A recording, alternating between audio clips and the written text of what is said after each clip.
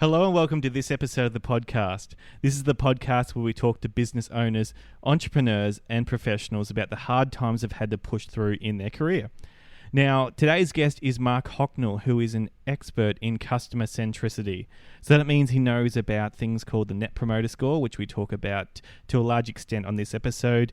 He also talks about managing teams, dealing with underperforming team members, and that magical word trust. And on that point, let's just go to a quick anecdote that Mark shared with us about trust. I think there's a whole issue with trust and not being able to do it. The curious thing is, though, that we set targets on people and then when they achieve them, we go, good job. But we don't actually trust that they did the right thing and we actually sort of know that they didn't. Right? That's so true. Yep. So it's counterintuitive again. I mean, let's like you said, it's about engaging and it's about trusting people. So let's trust them to do a good job. As soon as we trust people to do good work and to understand how their system or team or process is performing, that's what we want. We want them to focus on their own performance and the performance of the processes and systems that they're running. And then when we know that, we can all work together to get better outcomes for the organisation and for the customer.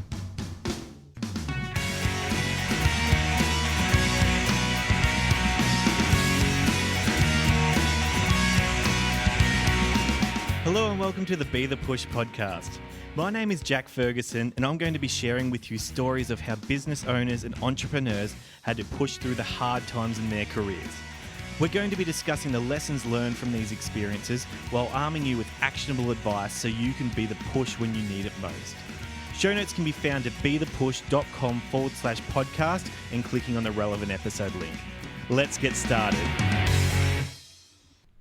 So we have that story coming up amongst many others in this episode. So Mark is a wealth of knowledge and shared a ton of info with me, including what he thinks of KPIs. So he actually doesn't like KPIs, and in this episode he explains why. We also talk about some of the tough times Mark has had in his career, including trying to manage massive projects in a large company and how that can be challenging. I've never done it myself, so that was fascinating to hear about. We touch upon a scary term, or at least a scary term to people like me, emotional intelligence. Mark talks about that in this podcast as well. And more importantly, the age-old question, is the customer always right? But let's move on with the discussion. Here's Mark Hocknell. All right, so today we're here with Mark Hocknell. Mark, how are you doing today? Good, thanks, Jack. Thanks for having me. No worries at all. It's good to have you here. So you're the guy who has the customer-centric approach to business. That's me. Yes, that's your expertise. So tell us what that means. So what it means is over the last 25 years, I've worked with probably 60 different organisations, and I've always come from the customer side of the business. Mm-hmm. So working in sales, customer service, all that sort of thing. And where I've landed is we really need to take a customer-centric approach to business rather than just bolt on customer centricity onto any other organisation, because customers are where the value is. So organisations with a customer-centric approach end up being more profitable, and they have higher engaged employees and higher engaged customers who are profitable promoters. So that's where I landed. Cool. And is the customer always right? The customer's often not right. Right. Tell us about that. Well, the challenge for an organisation is all of those old paradigms of the customer's king, or the customer's always right, or the customer's always got to get great service is just wrong. Okay. One of the principles around customer-centric approach to business is not all customers are equal. So whatever business offering we have, whatever value we offer to customers, we need to find the right customers that can reciprocate value. Mm-hmm. So they become profitable and they become promoters. Cool. So what was the moment where you first realised that we don't kind of get this customer thing? What time in your career did you look and go, you know what, I think there's a different way to look at how we deal with our customers or how we define our customers? Great question. So over the last 25 years, and I've worked in all sorts of different organisations. I started working at Suncorp, and then I worked for myself for a short period of time, got into print media, and then got into consulting. And I guess all the way through, I had this feeling that whatever businesses and organisations did, it really wasn't on the money. Mm-hmm. I did an MBA at QUT, and most of that stuff did not resonate with me. It was just planning for planning's sake, doing strategy, Porter's five forces, all that sort of stuff. And it was just theory and academic. Cool. So I always had it in me that I was feeling it wasn't quite right. Yeah. One of the things that's happened in the last 10 or 15 years is that customer centricity has sort of been proven now by mainstream. So that is things like Net Promoter Score. So recognising that promoters are valuable to organisations. People accept that now. Mm-hmm. And people recognise now that we're in an experience economy. So therefore the customer experience is really important. So because we're recognising now that those things are valuable, it's sort of come of age. But what organisations are doing is just taking customer experience or net promoter sort of thing and just bolting onto an industrial age business, and it just doesn't work. And what is the Net Promoter Score? Sure. So have you ever been asked in a survey how likely are you to recommend to your friends, colleagues, family? I have. On a scale to 0 to 10. Would you recommend? Yep. Most people have. Yep. They call that Net Promoter Score because what happens is the way that people respond to that question is if you score it as a 9 or a 10, you are highly likely to give positive word of mouth about that product or service of that company. If you score it as 0 to a 6, you are likely to give negative word of mouth. Right. So all the way up to 6, you're likely to say bad things. We're negative people. Negative stories always are more popular than positive stories. Gotcha. Yeah. So years of research around NPS, Net Promoter Score, and what the Net Promoter Score is then for any organisation, what is the net score of your promoters? In other words, do you have more promoters than you do detractors? Mm-hmm. And they've tracked businesses over years, particularly in the US, but also in Australia, where what you have is if you have a positive NPS compared to other alternatives to the customer available to the customer, you'll survive and thrive in that marketplace. But where you have more detractors than you do promoters, it's just a downward spiral.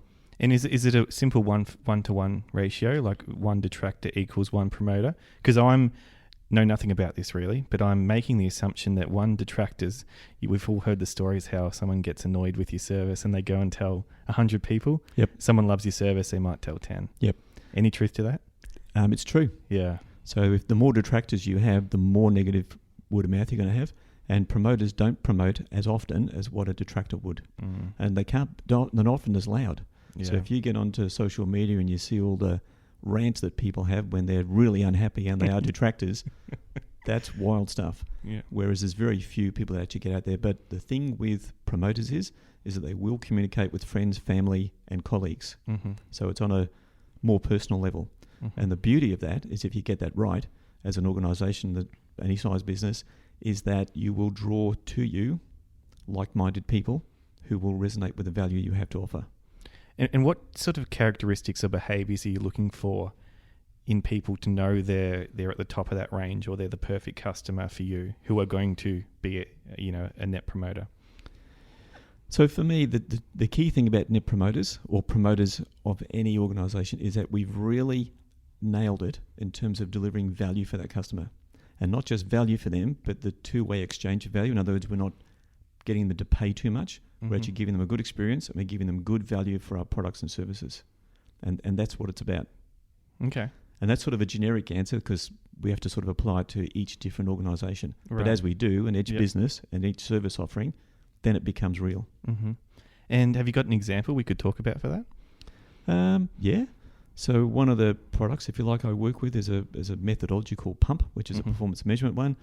We measure advocacy through people that have attended PUMP workshops and through e-zines and all that sort of stuff. And the method and the customers are growing based on advocacy through people who are getting into it and seeing the value of it. Mm-hmm. Cool. But there's a stack of others. I mean, there's 2 or 3 books been written on Net Promoter Score. Fred Reichheld wrote the book called The Ultimate Question. Okay. And then there was other books written, the Answering the Ultimate Question. And a lot of those case studies were about Andy's Car Rental and Apple and all those sort of iconic sort of brands, Southwest in the US. Mm-hmm. But most organisations in Australia now do Net Promoter. And if you even Google Net Promoter in Australia, some of those scores are actually published. Oh, really? Yep. Okay. Why would they do that? Because some of the organisations like Royal Morgan will do generic sort of research, and then publish those results. Oh, right. And it's always relative to your customer base and your competitors. So, for example, let's say the telcos in Australia. Yeah, that's what I'm thinking of. They typically don't get positive NPS. Yeah.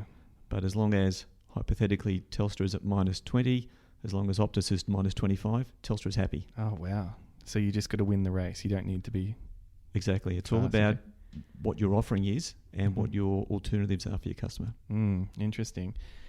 So let's go back to when you started your career. What was your first job? First paying job, that is? Yeah, paying job, yeah. I guess just to answer my own question then, when I was 12 years old, my father had shops. So we always worked in shops and he put me on the front counter. So I was always on the customer side right from the beginning. Oh, right. Okay. So I then got into a range of different roles and I ended up sort of a professional career starting at Suncorp. Okay. When I was in sales roles and it sort of grew from there. Mm-hmm. So you always enjoyed the customer sort of service, I suppose. Yeah, customer service and sales. But one of the opportunities I got when I was at Suncorp was then to work my way through those ranks and get into the management of it. Mm-hmm. So in Suncorp, I was a regional manager for the branches, financial advisors and mobile lenders, and also call centre manager, and then became like a head of a distribution. And the last thing I did there was implement a CRM system. Cool. All right. So great learning opportunity on the way through. And is there a time you can think of when you were working for let's say Suncorp where you had a mentality or an approach to customers in general, and then there was a moment when you sort of the light bulb switched on and you've moved to this other way of approaching customer service? Or was this something you always... I think it was something I always did. Like when I started at Suncorp, within a few months of learning the products and services, I was like outselling anyone else. And I think it was only because my mindset was always empathetic to the customer, right, and about understanding them and helping them make decisions and stuff, rather than working through being product centric, if you like, where you tend to focus more on the features rather than the customer themselves. Mm-hmm. So I think it was bred into me, and then it was taught to me when I was a kid, and it's stuck with me. Mm-hmm. And why do you think people, because this is an interesting point, because a lot of the stereotypical salespeople, you know, they're trying to jam their product down your throat, basically. Why is that? Why do we tend to talk about ourselves, you know, instead of focusing on the customer's needs? I think there's a couple of things there. One of them is that we are passionate about our products. Yeah. Or we should be. Mm-hmm. And then we say, okay, we tend to think that people make rational decisions. Right. So therefore, I'm going to give you all the information of why you should make a decision to buy my stuff. Gotcha. Okay, but it's not the way it works. People make buying decisions, mainly emotionally. And then they seek rational information to justify that decision. So what a person, not trying to sell, but a person that wants to engage with a customer and find out if that customer is the right one for them, they do it by finding out about the person and what they're trying to achieve, and if what I have to offer can be of value to them. Because one of the things we don't want to do is sell things to customers where we don't deliver the value. Mm-hmm.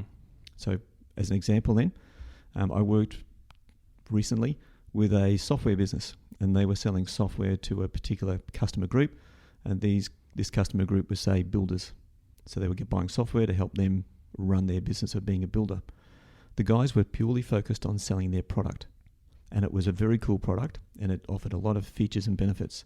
But one of the problems they had when I started to work with them was that most of their customers weren't utilising the value from the system, because they'd focus on selling the product. The person had signed up for a subscription, they paid their money, they had the software, and it was like, go for it. The product does all the stuff. But most of the customers weren't actually leveraging or getting the value from it. So their retention rate was quite low. And in a subscription type economy, that's really dangerous. Yeah, yeah. Because you need higher rates of, if you've made the effort to engage with the customer, set them up, you've got to find ways of giving them the value or helping them extract the value from the product. So these guys cheapened the price of entry, got the product in there, but then didn't actually work with the customer for them to extract that value. Mm. And is it sometimes the case where you think people should just software is a big one here, but should a lot of software companies just reduce the features they have? Because, you know, the amount of software I've used over the years, and I think about it, and I've probably used the full features that they have. I'll probably never have. Yep. Most of us don't. Even with Microsoft packages or Salesforce.com is a great example where most organizations or people that use Salesforce, you're using 10 or 15%. But the thing is, because the product's so great, we want to offer all those features so that we overwhelm the customer, and therefore they can't actually make a decision. So my view is, I tend to use the expression which comes out of like the sprint and even the problem-solving approach and how you do those things, is we should actually map the problem solve for the customer. So when we're trying to say we offer solutions for customers, what we should be doing is saying, okay, so if we're offering this solution for the customer, what problem are they trying to solve? And then how do we map it so that what we deliver for them achieves and actually gives them that solution? Mm-hmm. So that means going beyond giving them the software. It means giving them helping hand to get set up and get utilising it, and then keeping an eye on them afterwards to make sure that they do get the value from that. And that's where a lot of businesses don't invest. Once they've made the sale, they tend to leave the customer to it. Yeah. However, when you do invest in that second bit, you end up with your customer being more profitable. Yeah. And they're a promoter. Mm-hmm. And it changes your business. Right. Yeah. And I've actually had a recent experience with this where I just wanted some basic project management software. I want a calendar, and I just want to be able to break it down into tasks. The calendar's just for my sort of holistic view of what's going on from a week-to-week basis and a month-to-month, and just break it down to tasks under that. And I actually can't. I've been through about 10 software packages lately, all telling me they're going to do that. Yep. And honestly, none of them have hit the mark. It's really something basic I'd want, and I'm probably prepared to pay more for that basic solution that I want. But all of them have all these bells and whistles, and it's so annoying because I think 90% of it I don't want, and the 10% is not quite what I want. Yep. So if I was offering you project management software, I'd say, where are you at, Jack? What do you want to do? How do you want to achieve it? And you go, okay, I want to do this. I go, right, here's your pathway to get that functionality. And when you get to this point and you think you might need more, contact us and we'll help you get the next bit. Right. So and whether you then reduce the functionality available in the early times or whatever it is, but you're better off showing the customer the pathway to solving their problem rather than just say, here's all the features, go for it. Yeah, good luck. Because that just does your head in. And I find that frustrating as well. Where you just have to try and fumble your way through things to make them work. Yeah. Yes, very. So therefore we don't become promoters of those services or products. Yeah. No, I've got nothing good to say about any of them actually. So I just want my problem solved. That's right. Yeah. Okay, so on this podcast we will get back into the customer centric stuff a little bit later on. But often we talk about, some of the tough times in an entrepreneur or a professional's career that they've had to push through. Yeah. Have you got a couple of stories for us, Mark? Yes, I have. So hit us with it. I'm prepared for that because you asked me about this before this. But it was really interesting when you said, let's get some stories about how you have to push through. And I sort of thought to myself, so I've been working as an entrepreneur now for last 2 years, and then I've been employment, then tried entrepreneurship a few years before that, and then before that Suncorp and stuff. So it sort of made me think, how do I do that? And I actually identified 2 stories in my past that I think are illustrative of my approach to how you do that, because we all have ups and downs. We all have days when we wake up and we go, what am I doing this for? And it's just, and we all know in the back of our heads, one voice is saying, give it away, go get a job, it's time to retire or whatever it is. Or the other voice says, no, you've got to be persistent. You've got to keep going. What is it? So for me, it was a couple of things, and I learned one of them at Suncorp, and that was, so as I was moving around in Suncorp from different roles, and I ended up having to implement a CRM system across the whole organisation. That was like 5,000 users. I just went, yeah, sure, that sounds like a great role. That sounds horrible to me. What I didn't know at the time is that so many people had just gone, no. And I was like the last man standing. So I just went and said, yeah, sure, that sounds good. It's an interesting challenge. And from day one in that role, so I was the business lead, and there was like 5 or 6 IT projects that were driving it, operational CRM system, real-time marketing, a database to get a single view of the customer, and a whole bunch of other stuff. And I went to this Gartner presentation, and the Gartner presentation was on how CRM fails like 70 to 75% of the time. Wow. And I came out of that presentation, I was just freaked out. I'm thinking, I have picked up a poison chalice, and it's only just a matter of time. So once I got over that emotional, pick myself up off the floor sort of thing. One of the slides that they used was the slide at the end, which was the top 10 things of why CRM projects fail. So what I did was I printed off that one slide and I kept it with me for 2 years. Nice. And what I did was at the end of every single week, I just thought to myself, okay, I know the project's on track. I know that we're pretty much doing this stuff right. But if these are the top 10 failings, have I done something every single week to address those 10? So, and that was like, I didn't tell anyone about it. It was just like, this is my secret to actually getting through each week. Right. And what I was planning on doing the following week. So one of the lessons I got from that was sometimes we sort of know where we want to go and we can iteratively take a process of getting there, but we need to know what the important things are that we need to get right. So even today, in the work that I do now, working for myself, I'll figure out what the 5 things I have to do today or the 10 things this week. So rather than my to-do list, for example, is probably like 200 things long. So rather than get depressed about that, I just think of that as an ideas list. And I've got the top 5 or 10 things I need to nail this week. And I just focus on them. And in doing that, then it becomes a small number of things that you can just focus on over a short period of time. So I think the short-term action always leads you then to the longer-term goal. So that worked really well on the CRM project. Right.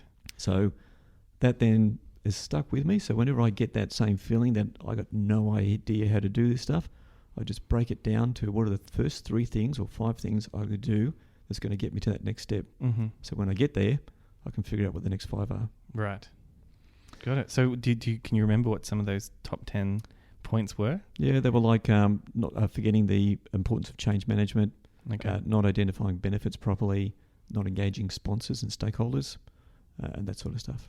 Okay. Yeah. Wow. So when you first realised sort of the enormity of that project, did that stress you out a bit? Initially it was, I think it did, yeah. Yeah. But initially it sort of seemed like fun, and then I went off and it just gradually became bigger and bigger responsibility. And again, trying to get collaboration and input from everyone else across the business was challenging as well. But the project went in the year it went in, it was recognised by Gartner as the single largest operational CRM system implementation that year. Cool. And was nominated for awards in some conference of Gartner in Chicago. Nice. That's pretty cool. And how do you, I mean, I've never worked in a big company, and I've worked in some smaller to, I suppose, medium-sized businesses, and that's kind of hard enough to manage everyone's expectations in that environment. Yeah. In that big company, I mean, you're talking 5,000 employees. I would have no idea where to start to, how can you possibly manage all those expectations and get something that, delivers for everyone? That's a great question. So the thing for me was that the vision was always really clear. Yeah. So we were a selling and a cross-selling type organisation, and we had done the analysis on our customer base, so we knew the types of relationships we needed to create with those customers.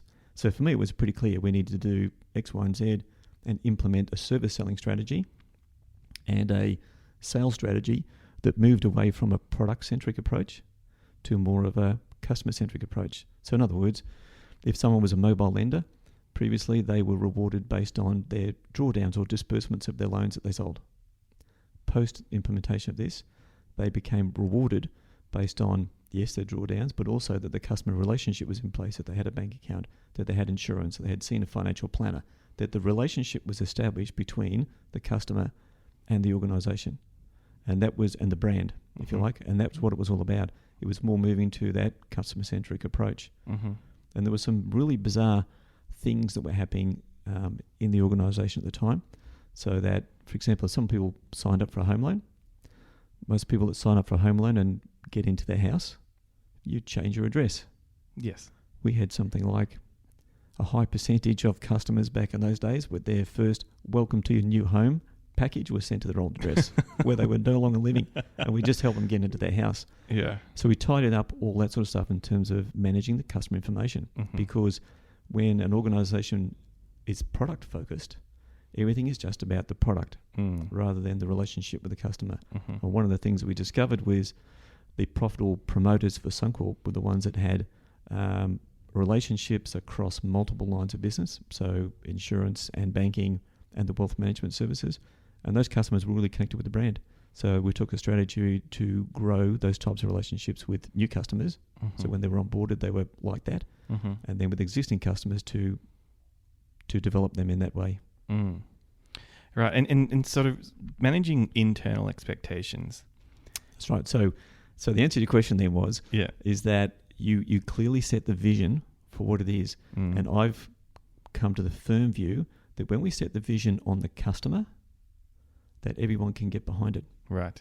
So the vision was never about we can be more profitable if we flog more stuff to customers or if we treat them this way. Gotcha. Yeah. The outcome was for the customer. And then the customer actually gets value from it. So the customers that we found that had a whole lot of value were those ones with those multiple deeper relationships, higher levels of retention, that sort of thing, and advocacy. So therefore they were really happy. Those customers had got the value from the organisation from getting this two-way value exchange. But most didn't do that. So when people could connect to a value for the customer, they were happy to get behind it. So there was a whole lot of service people, and service people don't like selling. And in the past, Suncorp had tried to get those people to cross-sell, to sell them things. Yeah. But where we set the vision then on what was in it for the customer, it changed everyone's perception. Really? Wow. Because I would have assumed that's not a very common thing. I mean, call me skeptical, but I would have thought that, empathy's not, maybe just my generation, I'm not sure, but empathy's not a common trait, and if you, I've worked in organizations a long time ago now, but no one could care less. People could care less about the customer, honestly. Yep. It was all about, in a lot of cases, all about the individual and having, making their job easier. So am I way off track there? Do you think that a lot of organizations are doing a good job of recruiting people or training people to be empathetic and to want to? I mean, I just feel like you got to want to look after the customer first. It needs to be sort of some want, a need. So you're saying that good service people or good salespeople should be born, and we should have a feeling for that. So let me put it to you a different way. Yeah. I think organisations do a whole stack of things that actually disengage their employees. Right. And one is, hey, Jack, this business is all about making money. Yeah. You go in there and sell that stuff to that customer, or you give good service to that customer, and we'll make money. Okay. And you know what? I'll get a really big bonus, and you might even get a little bonus. And that's pretty much what we say. Yeah, gotcha. So we say it's all about the money. We never say it's about the people. So let me ask you another question. Yep. And you can choose to decline this if you want, take the fifth or whatever they call it. So if you go to the movies and you're seeing something that's heart-wrenching, do you feel any emotion? Yes. So sometimes we can go to a movie, we can see some things, and just waves of emotion come over us. Yep. So you're a human. You have empathy. Gotcha. You're alive. Okay. So what we need to do is we just connect people with other people. All businesses are about people. So if we take people out of a business, whether it's the people working in it or the customers, there's nothing. So it's actually about connecting those two groups. So the higher levels of engagement that comes from that customer-centric approach to business is purely about, let's not say we're all about money. Let's not say we're all about beating Bunnings or whatever it is. Let's say we're here to serve these customers. We're here to give these customers value. Not all customers are equal, and not all customers are right. Their perception is, but they may not be right. But what we need to do is, Jack, relate to those people. They're humans just like you. And I think one of the things that we've learned about in the last at least 5 to 10 years is that we're living in a connection economy. More people are connected with each other now than ever. And it demonstrates that we're all human and we actually do want to be connected with other people. It's the same then relationship between people in a business and their customers. They're all people. And it's about recognising that there's a value in that. I get higher levels of engagement as an employee because I'm doing something meaningful and purposeful for that customer because I'm giving them value. Makes a lot of sense. So what do you think about KPIs then? What do I think about KPIs? Yeah. I have a lot of issues with KPIs. Okay, because I thought you might after you said that. So let's just think about what KPIs do. Yep. So a KPI is typically a performance measure that we put a target on it. Okay? And then we drive the business. So what we're talking about, Jack, the real core issue here is that the things that we're talking about in terms of the profit focus for the business and also KPIs and all those sort of behaviors about, you know what, the strategy for this business is to be the most authentic and powerful software business in the world. Well, it's not actually. The value of the business is in being meaningful to your customers. Mm-hmm. What we're dealing with is that in the last century, the real focus of businesses was coming out of the industrial age. So in the industrial age, that was all about making stuff. So previous to the industrial age, it was still a sort of a connected sort of economy where you dealt business with people you knew, and it was still a relationship sort of a focus. When we invented factories and steam engines and all that sort of stuff, that all went away because we go, hey, we can make lots of really good stuff. Okay, we made this stuff. Now what are we going to do with it? Well, we got to distribute it and get it out to customers and sell it to them. So a whole lot of those management by objective and by KPIs and all that sort of thinking has come right out of the last century. And in the last 15 to 20 years, the whole world has changed. Mm-hmm. We're living in an experience economy, a relationship economy, whatever you want to call it. And if we call it a digital age, the digital age has just enabled people to get out of that whole industrial mindset. But businesses are still using methods and models that are straight out of the industrial age. So KPIs, key performance indicators, are typically a bad thing. Right. So we need to find ways, though, of engaging people in the business and in connecting them with their customers. So there's a great book written by a guy, Don Wheeler, and he's written a book on understanding, it's called Managing Chaos. And it's really about understanding variation in measurement. Okay? And what he says is that when we give someone a target, we really have three choices. We can either manipulate the measure, we can manipulate the system, or we can choose to improve so that we achieve the target. Mm-hmm. Right? For most people, improving is really hard. Right. So then we figure out ways of mucking around with the measure itself, manipulating it, messing around with the system. So KPIs can be really bad because it drives people to give managers the number they want rather than the outcome. Would you like an example? Yeah, I'd love an example. I've worked with a few superannuation businesses, so no one would know which one this is. Yep. And the whole idea of superannuation is that as you've got a group of members who are customers, that you want to have those customers bring all of their funds. So most people have got about 2 or 3 super funds. And the idea is you want to bring them all into one group. So one member, all my funds in one place. That means as a member, I'm going to stay with that fund and I'll probably become an advocate because I've made that decision to roll in.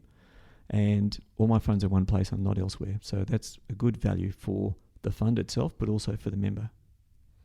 So one organisation decided they were going to do, and they all do it, run a campaign and a series of efforts to get customers to roll their funds in. So that means you've got to fill out all the forms and do the letters and get something signed by a JP and send it into the fund. The fund then had an admin team, and it seemed to make a lot of sense to the managers to say, hey, you know what, this is really important. So we should make sure that 95% of those letters are turned around within 3 days. Right. So that's your KPI. Mm-hmm. Right? 95% of those letters are turned around within 3 days. Mm-hmm. That sounds reasonable. It's a standard straight out of the textbook on how to do management. Set an objective for that group and say that's what you've got to do.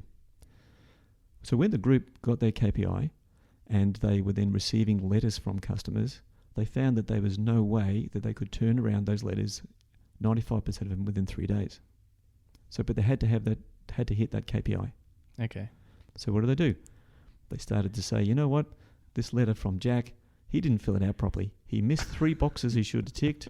So what we'll do is we'll put a Post-it note on it and say, please tick these boxes, re-sign it and send it back to us. And that counts as a mail out. That becomes as a not a good letter. Yeah. And therefore it doesn't count towards the 95%. Yeah. Okay. Okay, so if we think about what's happening with a lot of KPIs like that, what's happening is that the actual intent of the organisation is lost in translation with the KPI, because we shouldn't be focusing on targets and measures. What we should be focusing on is the outcome or the result we're trying to achieve. And sometimes we can use 2 or 3 measures to do that.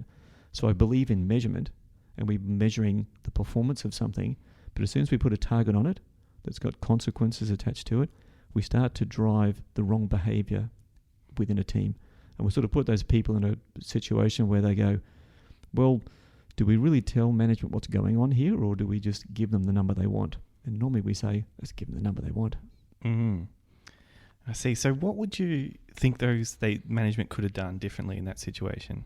So I believe what they should have done is say, hey, this is really important to us. Let's find out what's happening here. Let's find it. Let's measure it. Let's find out how many letters we can turn around inside 3 days. Or let's find out, more importantly, when the letters come in, on average, how long does it take to turn them around? So if we answer those questions first, we might find out that, well, it takes 5 days to turn them around. And what we do is we have to send back about 20 or 30% because we haven't got the right data. And we go, that's interesting. And we would have measured that over a few weeks, maybe even a month. And then we would have made different decisions. So for example, if Jack sent in his thing and just didn't tick those 3 boxes, if it was me, I would have said, okay, let's put more resources into that team and give Jack at that point. Give Jack a call at that point. Yeah, it's just 3 boxes, right? And so it's just 3 boxes. You okay with these 3 boxes? You say, yes, I am. They tick it for you and put it back into the process. Or if it needs re-signing, I'd still ring the customer and say, hey, this needs re-signing. We're going to do this, this, and this. We'll get it back to you if you can get it back to us within a certain period of time. So you actually give that high-touch service. Why? Because the customer rolling in their funds is worth it. It was strategically worth it for the organisation, and it delivered value for the customer. And that two-way value exchange meant then that those customers, yourself included in that example, would have been an advocate for that super fund. Absolutely, yeah. So it costs less to do that rather than take on this managerial approach of managing everything by a number and by a target. So we often put targets on things, managers do, execs, before they actually know how things are performing. So if we figure out this is important, let's figure out how it's performing. Let's figure out the value that we want to try and deliver for those customers and what the system is currently producing. And then when we do that, we would take a more informed approach to the outcome and the result we're trying to achieve, rather than just stick a target on it because it's important. And so after you do understand what it looks like, what that, if the turnaround time's 5 days on average, for example, we can make a call to get those 3 boxes ticked in. Is it then appropriate, do you think, to use targets or still leave targets out of it? I tend to try and say, the result is important.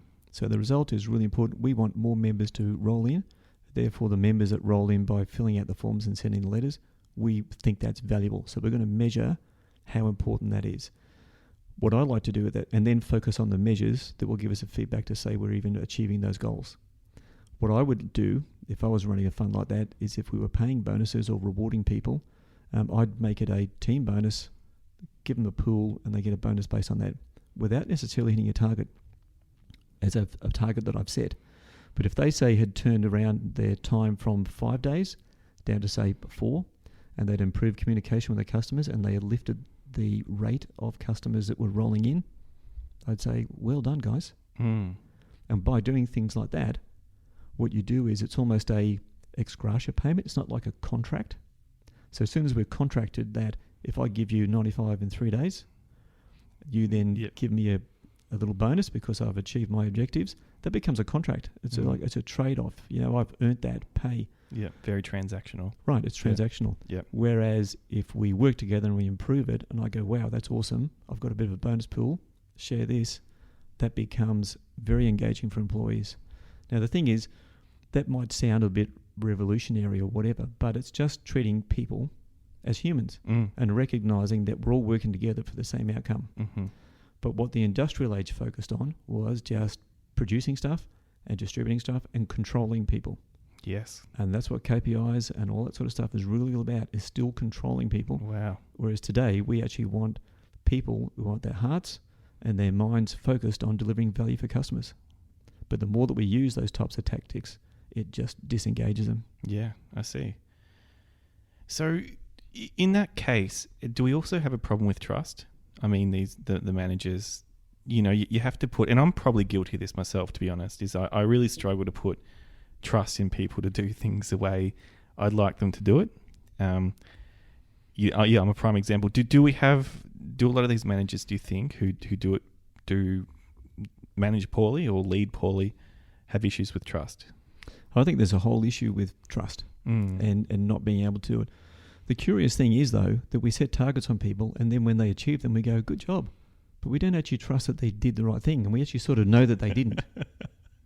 Right? That's so true. Yep. So it's counterintuitive again. I mean, let's like you said, it's about engaging, and it's about trusting people. So let's trust them to do a good job.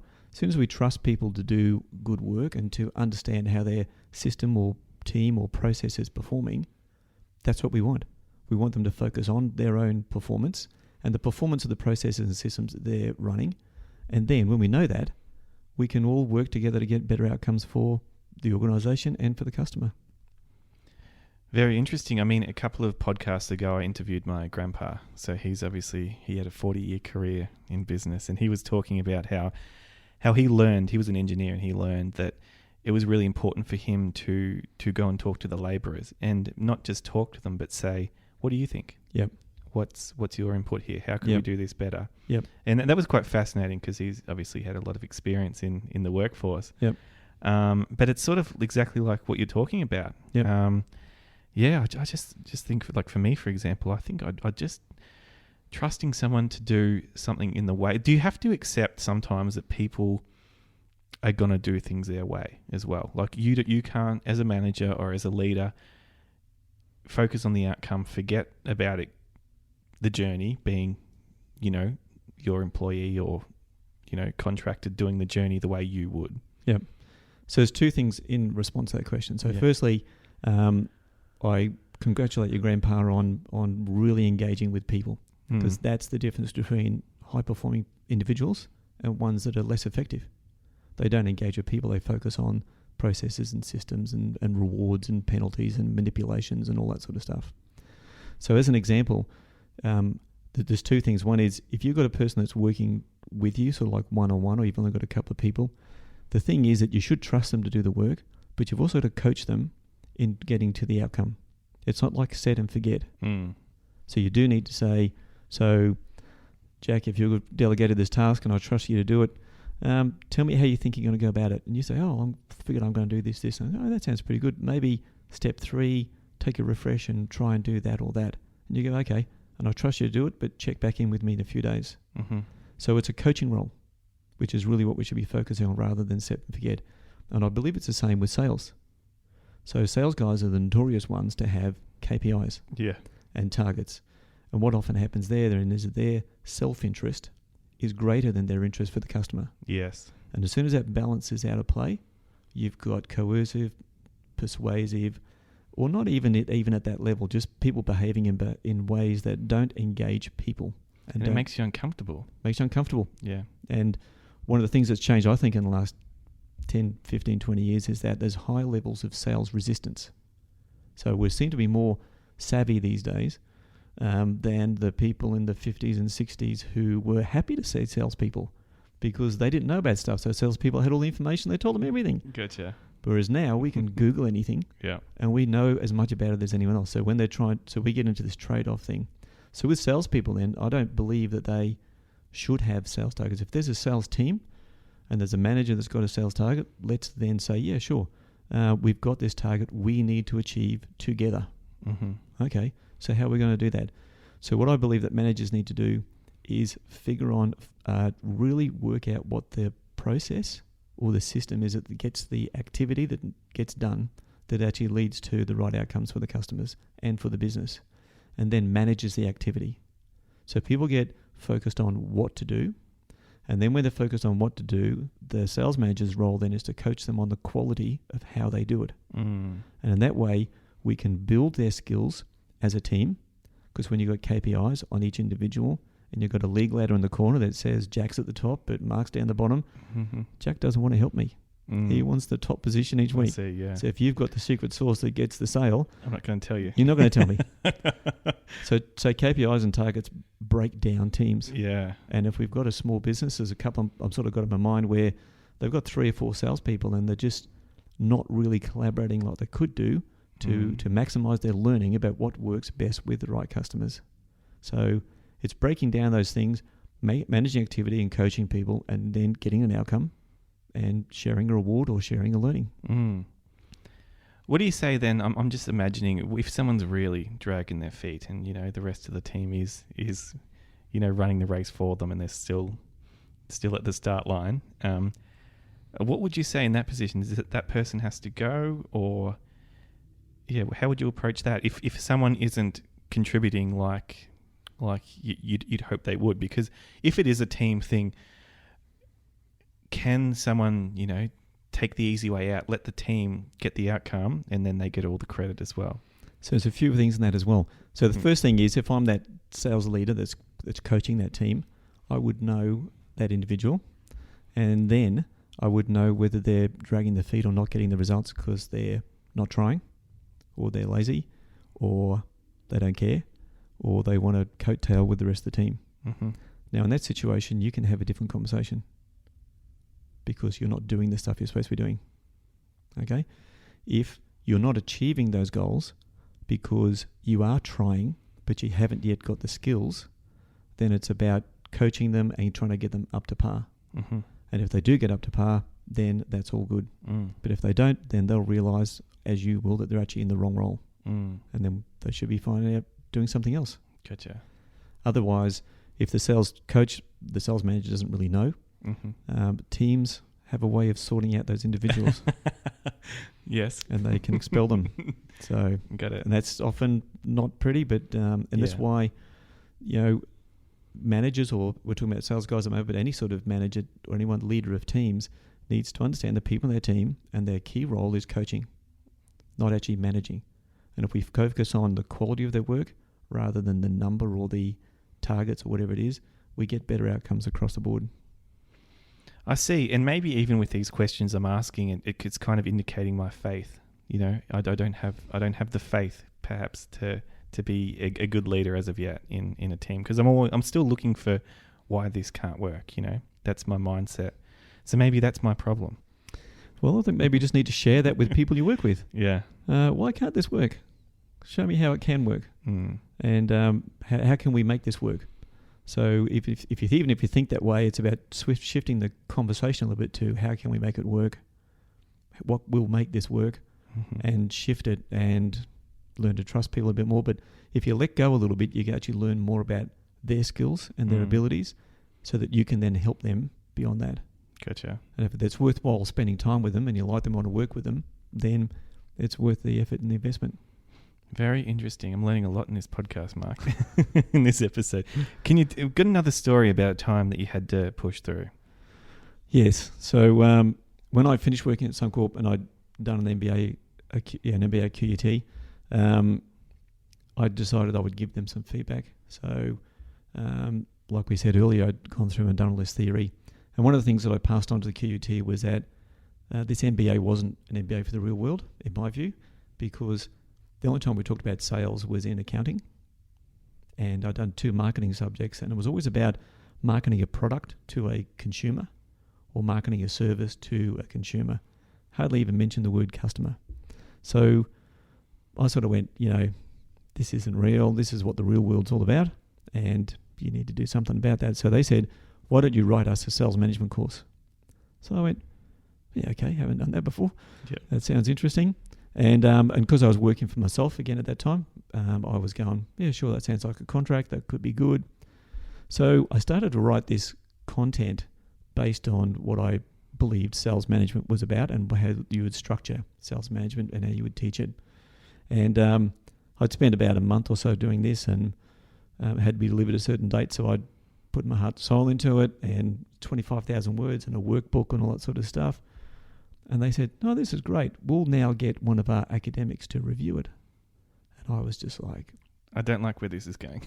It ended well, but it was one of those lessons where I got this individual's feedback, and my initial reaction was quite negative. Yeah. And I was just like gutted because there was a lot of rework to be done, a lot of research and theory that need to be found to support my statements, my real world experience. And my initial reaction was just to forget it. No, just send it off and say, no, I don't really need this thing this bad. Right. So I'd pretty much given up on it, and then back in my head said, come on, it's just some stupid feedback. Just work your way through it and fix it. You've done this much work. All you need to now is just finish it off. and got through it. And I delivered that course for 8 years part-time at QUT. And that led on to doing customer relationship management there as well. Mm-hmm. So that's held in me. So that voice that told me that same thing at the time, whenever I get something that's like a kick in the guts where you just want to go, I don't want to do this anymore. Yeah. That voice comes back to me and says, come on, get over it. Just work through the process. It'll be okay. Because it always is. And the learning experience I got from working part-time at QUT, not only in sales management, but also in customer relationship management, was huge.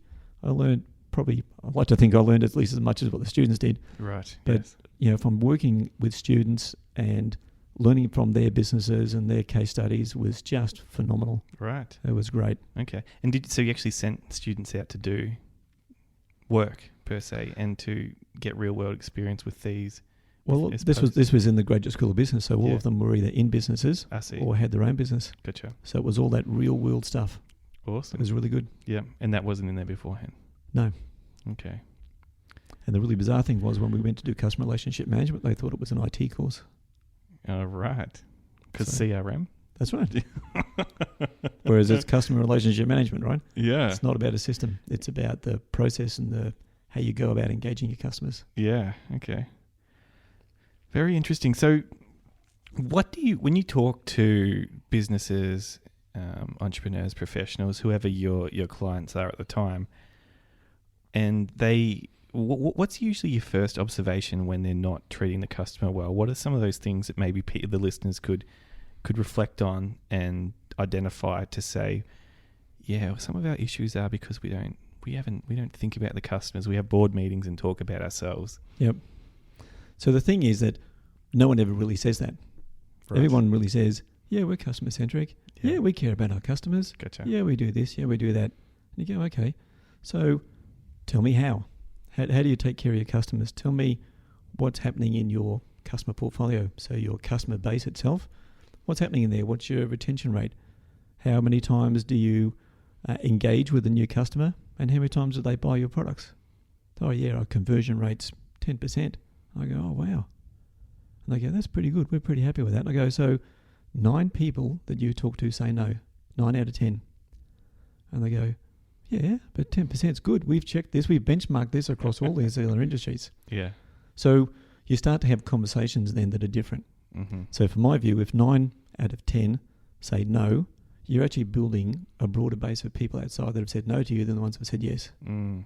So I don't think that 10% is a good strike rate, if you like, or conversion rate on sales. Right. And is that after they've already defined who their customer is? Well, most of them haven't.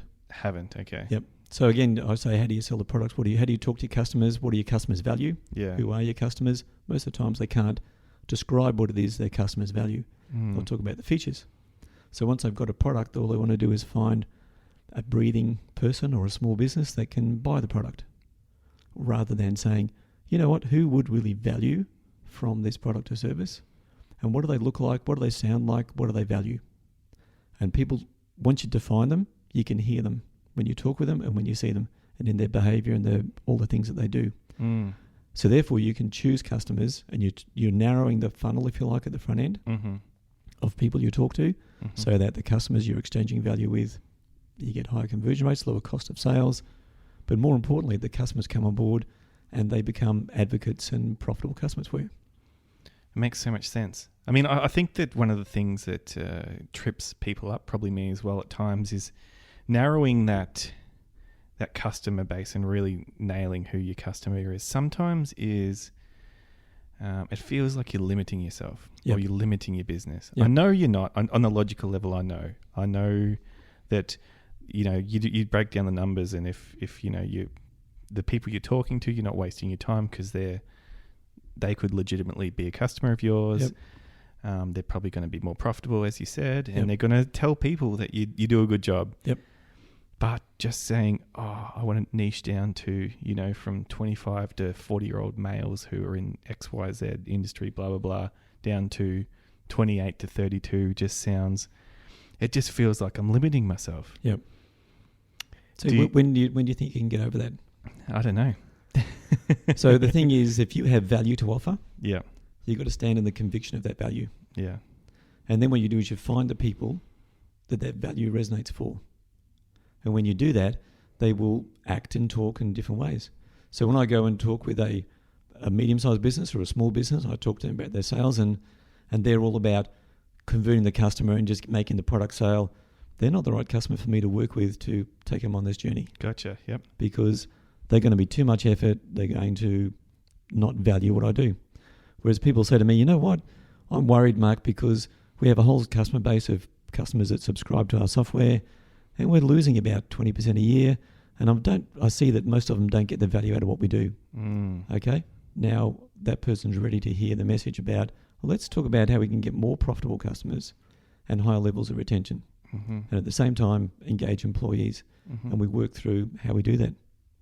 So and I think one of the challenges we're talking about here is that I often use the term customer groups rather than segments. Okay. Because if we've done some marketing stuff, it would teach us that we just segment it down to a certain 25 to 28-year-old males that, wear shirts hanging out rather than tucked in and all that sort of stuff. Yeah.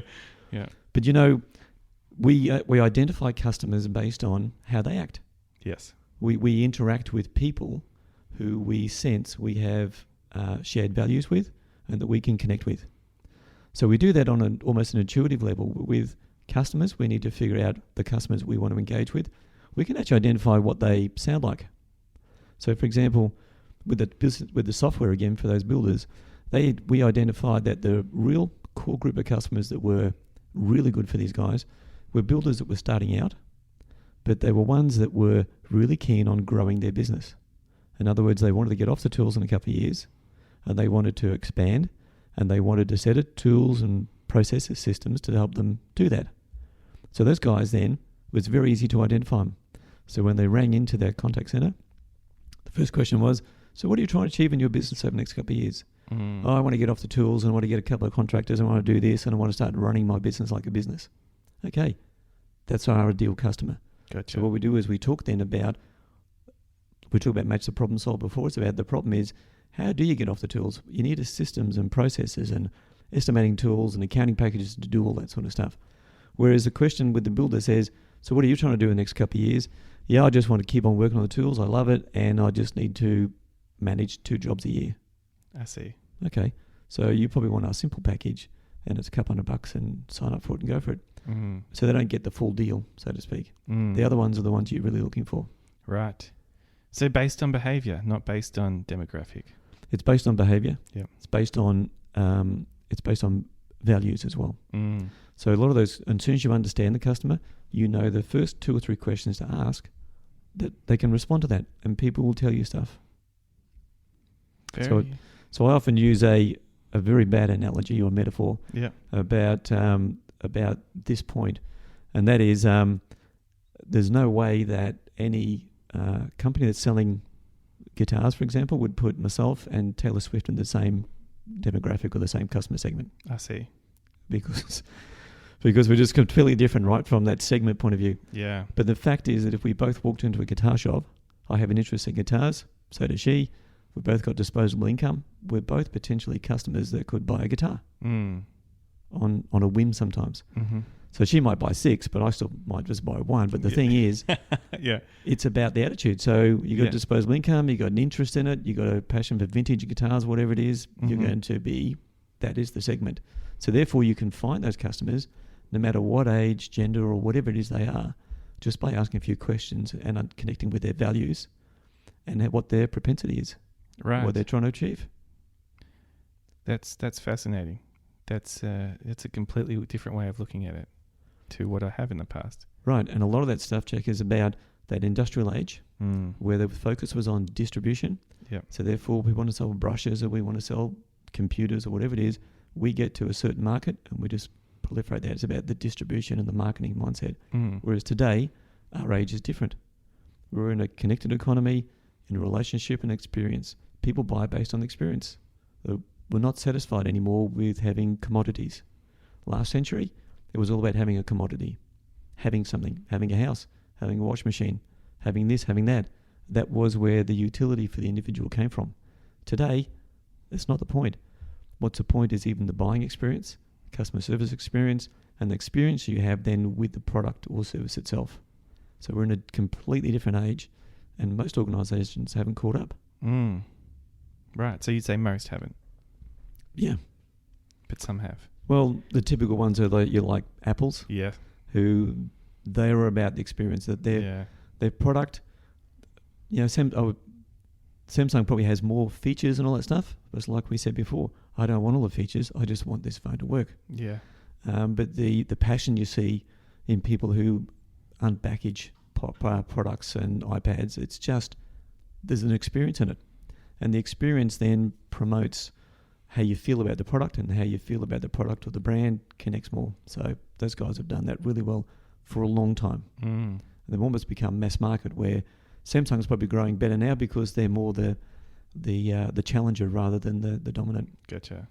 But there's lots of organisations that do connect well with their customers, and you see it a lot in local business, small business, and you see it in some larger brands as well. Gotcha. And Apple's a great example, I think, because I was in there last week with getting my phone fixed, and it's just no fuss. Absolutely. Go in, they fix it. They fix heaps of my phones. I wreck my phones all the time. Yep. And Apple's always a great example. I mean, their stores are amazing. Yeah. And the way that you can play with the products, and because they're focused on the experience. Mm. And their technology isn't the greatest. Yeah. But it's what we can use. Mm. And it's what's value to us. And I remember a few years ago when I first got I'd swapped over from I forgot what I had now, might have been an LG phone or something. And I had a first iPhone 4, and I'd never got emails working on my phone. A few years ago, it just wasn't working on the LG. Plugged in the iPhone, and it just, I don't know how it happened. Yeah. It was just like, this now works. Yeah. It was incredible. And so I've had iPhones ever since. Right.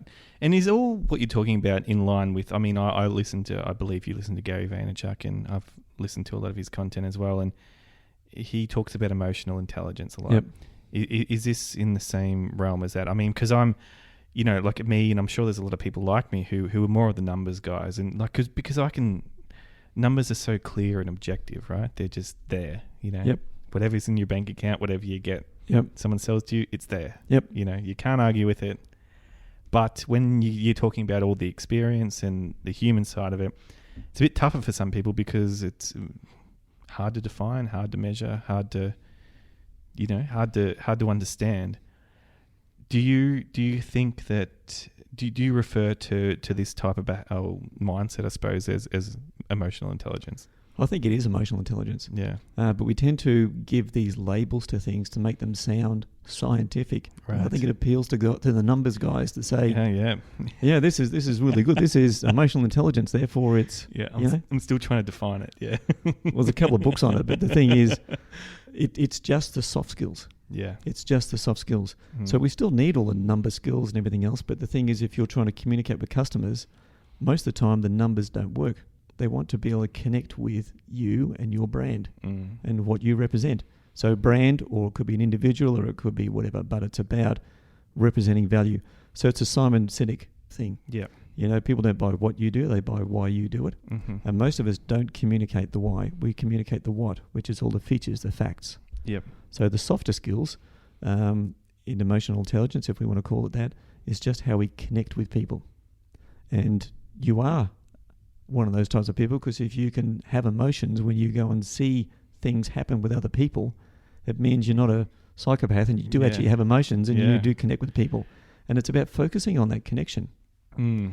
Now, you said then that these sort of things aren't observable and measurable. So any sort of behavior, so a lot of times in organisations say, look, we want a culture that does this, and we want people to have these values, but we can't measure it. I go, okay. So if someone doesn't display respect as a value, do you know it? Oh, yeah. When someone is displaying respect as a value, do you know it? And they go, yeah. So if it becomes observable, it is actually measurable. I see. And it's the same with the customers. So we can do it internally within our organisations. Values are measured by the behaviours we display. So those behaviours are observable. If we can observe it, then we can talk about it, and then we can measure it. I see. And it's the same with customers. So if we define the customer in terms of what they sound like, what they value, what they talk about, it's easy then to say, so what do you think about this? And what do you think about that? And the customers tell you all about it. And all of a sudden they've not profiled themselves, but they've explained to you how they feel. And when they do that, and if you can provide empathy and they are the right customer for you, then that's spot on. But if they're not the right customer, you can either have another crack and say, well, this is our position. Does that align with you? And they go, no, you're off with the fairies. That's not what I want. You go, great, no worries. When you're ready to talk again, let me know. Yeah, I see. And I think it's kind of maybe a masculine thing too, that people like me resist the softer skills or the emotional side of things, because you're thinking, nah, I'm good. You can't, I'm a man. You can't rattle me. That's right. All good. I don't need, I'm fine. I don't need to get into that stuff. I'll just do the spreadsheets and pump out the formulas in the Excel docs. And I personally work with so many formulas. Yep. I'm a big formulas guy. I love my formulas.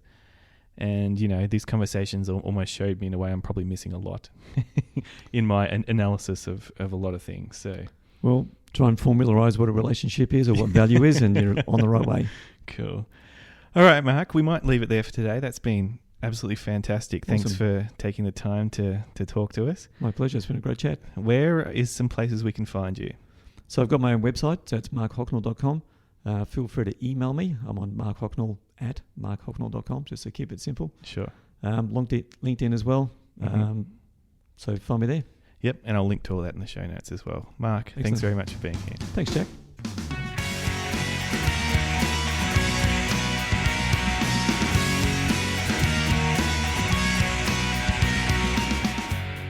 Thanks for listening to this episode of the Be The Push podcast. Show notes can be found at bethepush.com/podcast and clicking on the relevant episode link. I appreciate your company and look forward to talking to you again soon.